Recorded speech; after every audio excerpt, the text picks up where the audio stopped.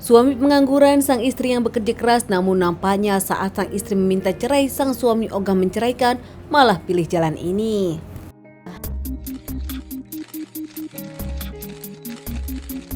Seorang wanita bernama Imas Mulyani bekerja sebagai pegawai negeri, sebagai bidan yang bahkan punya klinik sendiri di Cianjur. Tak capek meskipun kerja di klinik, dirinya pun bahkan menjadi perawat.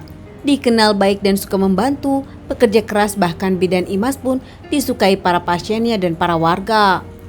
Banyak yang memuji bidan Imas karena kedermawanannya, selalu senyum meski dirinya capek, bahkan loyal kepada pekerjaannya. Di tempat kerja pun bidan Imas disukai teman-temannya. Bahkan menurut teman-temannya, bidan Imas selalu ceria dengan penuh senyuman. Meskipun tanpa semua orang tahu, ternyata bidan Imas tengah bermasalah dengan rumah tangganya.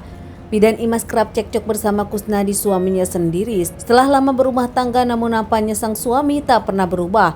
Sang suami pengangguran bahkan kerap meminta uang kepada bidan Imas dan juga cemburuan. Tak bisa melihat bidan Imas baik kepada orang, Kusnadi marah dan tak suka.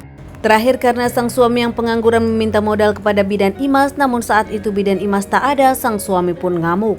Padahal rumah tangga bidan Imas dengan sang suami memang sudah pisah ranjang selama 1 tahun. Merasa tak bisa mempertahankan lagi rumah tangganya, apalagi sang suami yang overprotektif dan cemburuan namun tak bekerja, membuat bidan Imas kalut sendiri. Akhirnya mengambil jalan kalau dirinya meminta cerai dari sang suami. Bidan Imas pun langsung ke pengadilan, hingga akhirnya pengadilan memberikan surat kepada sang suami. Kusnadi, suami bidan Imas pun ngamuk tak terima dirinya digugat cerai oleh sang istri.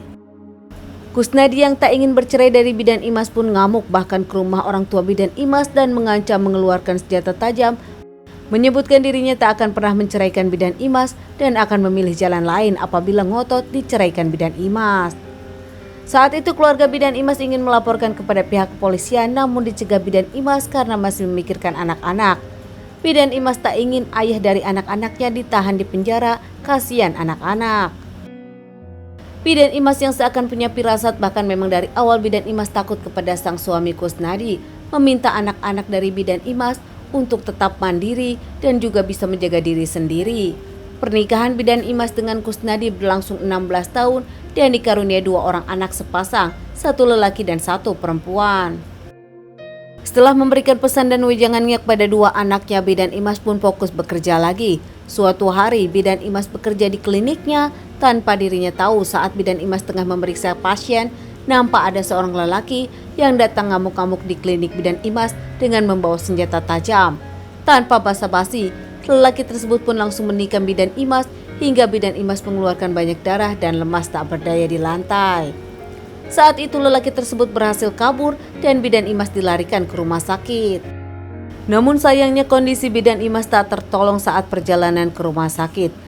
Bidan Imas meninggal setelah mendapatkan penganiayaan dari seorang lelaki yang ternyata lelaki tersebut adalah suaminya sendiri, Kusnadi. Kusnadi datang ke tempat kerja bidan Imas membawa senjata tajam dan langsung menghabisi bidan Imas. Tujuannya karena dirinya ogah diceraikan. Tak lama keluarga bidan Imas pun mendengar pemberitaan ini. Keluarga bidan Imas langsung ke pihak kepolisian melaporkan. Hingga akhirnya keluarga bidan Imas pun melaporkan Kusnadi dengan adanya bukti CCTV, bahkan keterangan rekan kerja dari dokter Imas sendiri yang menjadi saksi.